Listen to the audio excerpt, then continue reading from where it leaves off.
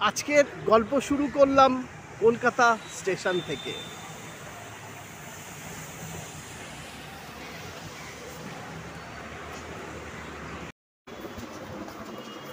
এখন ঘড়ির কাঁটায় বাজে 8:30 সকাল, আর আমরা 4 বন্ধু মিলে পৌঁছে গেছি কলকাতা স্টেশনে। এই কলকাতা স্টেশন থেকেই আজকে আমাদের ট্রেন ছাড়বে সকাল 9:05 কলকাতা হলদিবাড়ি সুপারফাস্ট এক্সপ্রেস। আর সেই ট্রেনে করে আমরা পৌঁছে যাব তারাপীঠ। রামপুরহাটে নামবো এবং সেখান থেকে আমরা একটা গাড়ি বুক করে চলে যাব মন্দিরের উদ্দেশ্যে।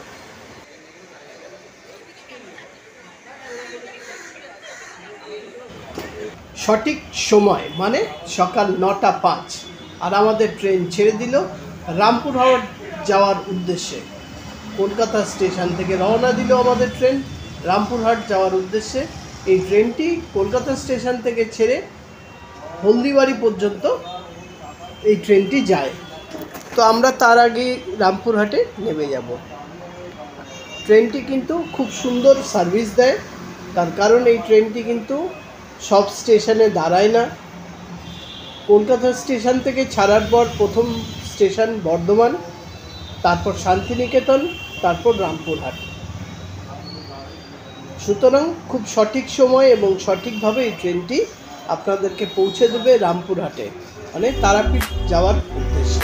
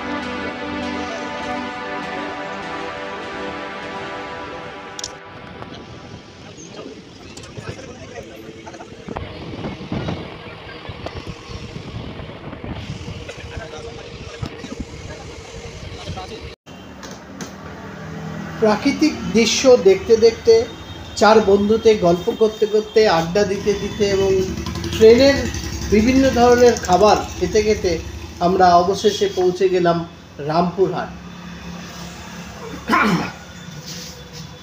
আমরা ট্রেন থেকে নেমে পড়েছি। এবার এখান থেকে 1 নম্বর প্ল্যাটফর্ম দিয়ে বাইরে বেরোতে হবে এবং সেখান থেকে টোটো বা ম্যাজিক গাড়িতে করে আমরা মন্দিরে যাওয়ার উদ্দেশ্যে রওনা দেব।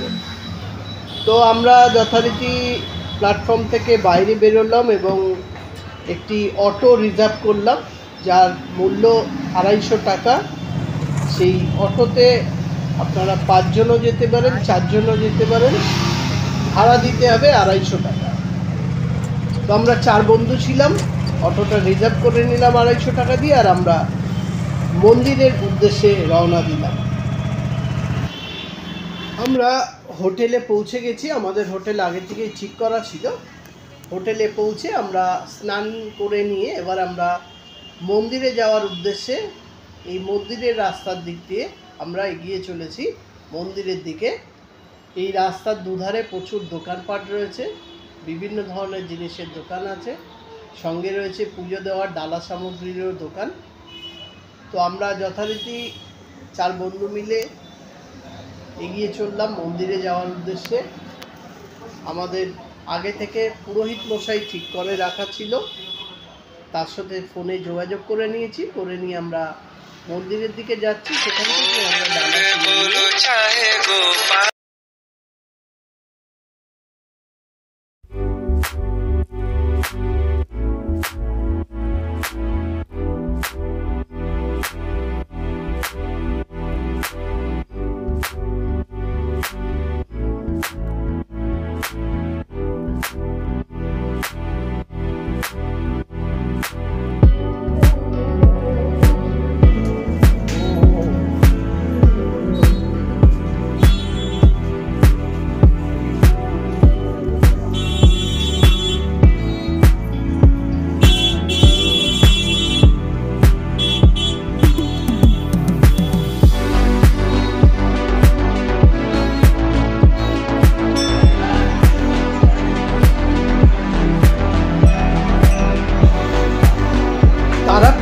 পুজো দেওয়ার ক্ষেত্রে নতুন নিয়মাবলী চালু হয়েছে, সেই ইনফরমেশনটা আপনাকে দিয়ে রাখি।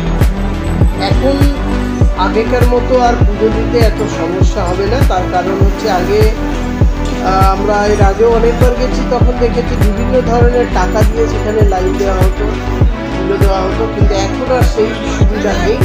এখন একটা জেনারেল লাইন এবং একটা 500 টাকার টিকিটের লাইন করেছে। আপনারা মনে করলে জেনারেল লাইনেও দাঁড়িয়ে পুজো দিতে পারেন, আবার মনে করলে 500 টাকার টিকিটেও পুজো দিতে পারেন। এবং এখানে 20 মিনিট করে এক একটি লাইন ওপেন হচ্ছে, তারপর পুজো দিতে পারবেন।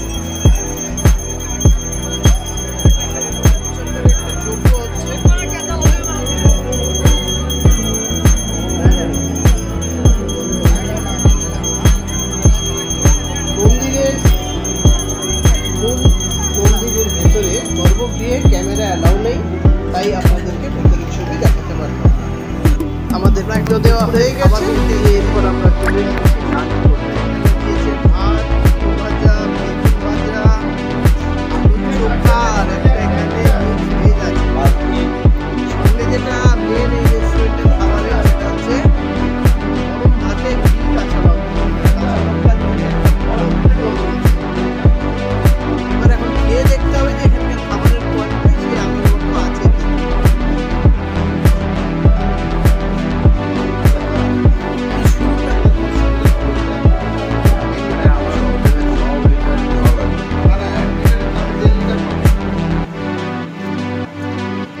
কিরকম খেতে খাবারের টেস্ট কিরকম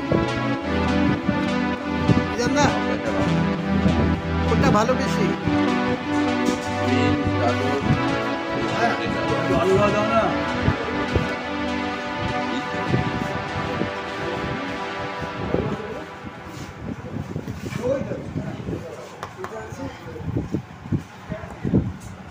এবার এসেছে কাতলা মাছ। এখানকার স্পেশাল হচ্ছে কাতলা মাছ ভাপা।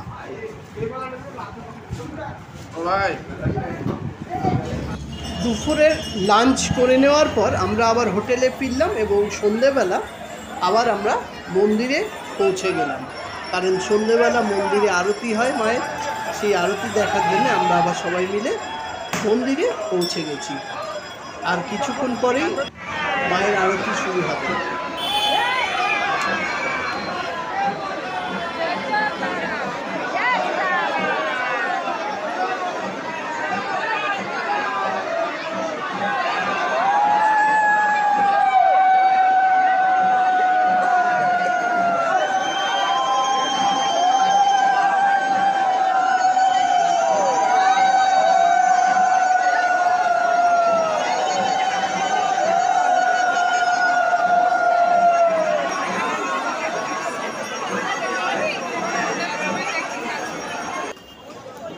এটি হলো দ্বিতীয় দিনের সকাল।